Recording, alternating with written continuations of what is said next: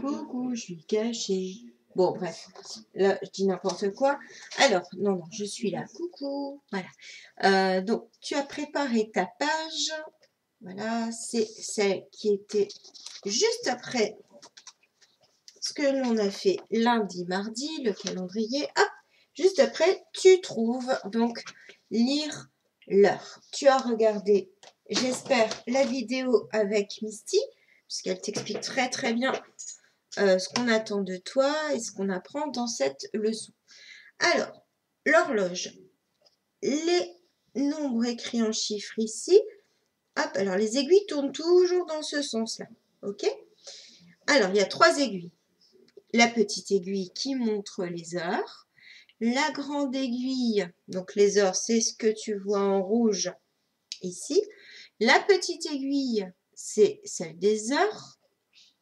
La grande aiguille, eh bien, elle va montrer, hop, on va s'occuper des petits traits bleus, puisque eux indiquent les minutes, comme la grande aiguille, les minutes. Et quelquefois, tu as une 3e aiguille qui, elle, se déplace plus vite que les autres. On la voit se déplacer. Les 2 autres aussi, hein, la petite et la grande, se déplacent, mais lentement. À moins de rester longtemps devant, on va voir leur déplacement, mais légèrement. Alors que la 3e aiguille, il n'y en a pas toujours, hein, eh bien, elle, on l'appelle la trotteuse, parce qu'elle trotte, elle va plus vite que les autres. Elle montre les secondes qui passent. Bref, la petite aiguille, donc, montre les heures. La grande aiguille, elle, montre les minutes. Ils ont fait un petit code couleur pour t'aider. L'aiguille rouge qui montre les heures, ben, ici, ils ont fait les chiffres rouges. Et l'aiguille des minutes, elle est bleue. Et donc, on voit que les petits tirets ici sont bleus. Cette horloge, eh bien, tu l'as à la fin de ton fichier. Si tu veux, tu peux la détacher les petites aiguilles. Ça peut t'aider dans le travail. Mais ne la perds pas, parce qu'on en aura besoin lorsqu'on ira un petit peu plus loin dans l'apprentissage de l'heure. Mais ça ne me dérange pas que tu la découpes comme moi, hein. Ça vient de mon fichier. Tu peux l'utiliser, aucun problème. D'accord? Tu laisses après. Alors là, il y a les petits trous pour mettre une attache parisienne. L'attache parisienne, c'est un petit rond, tu sais, avec 2 bâtons qui s'écartent, mais j'en ai pas à la maison. Mes attaches parisiennes sont à l'école. Donc voilà. Donc si tu en as, bah, tu peux fabriquer ton horloge. Hein. Il y a un petit trou là, un petit trou là. Tu les superposes, tu demandes l'aide d'un adulte. Si tu n'as pas d'attache parisienne, ça va être compliqué. Bon, on revient un petit peu sur notre histoire. Dans le premier exercice, apprenons ensemble. Ça reprend un peu la vidéo. Je vois qu'il y a une petite aiguille.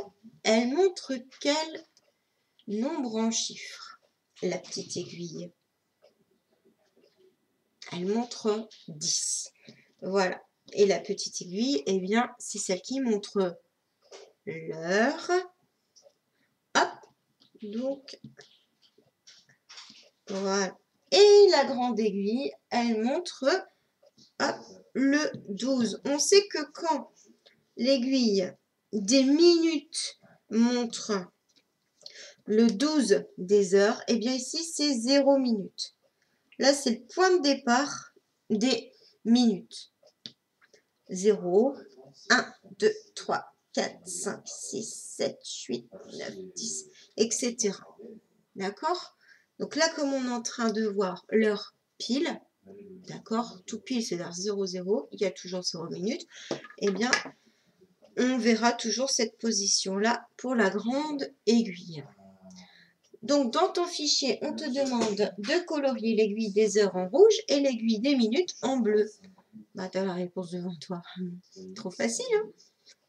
Donc, la petite, celle qui montre le 10, elle est en rouge. Et celle qui montre les minutes est en bleu, la grande. Donc, je te laisse colorier ça.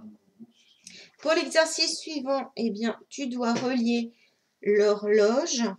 Donc, hop, l'heure sur une horloge avec des aiguilles et l'horloge avec enfin le réveil, avec un affichage numérique. Numérique, numération, nombre. Ça, c'est facile à lire.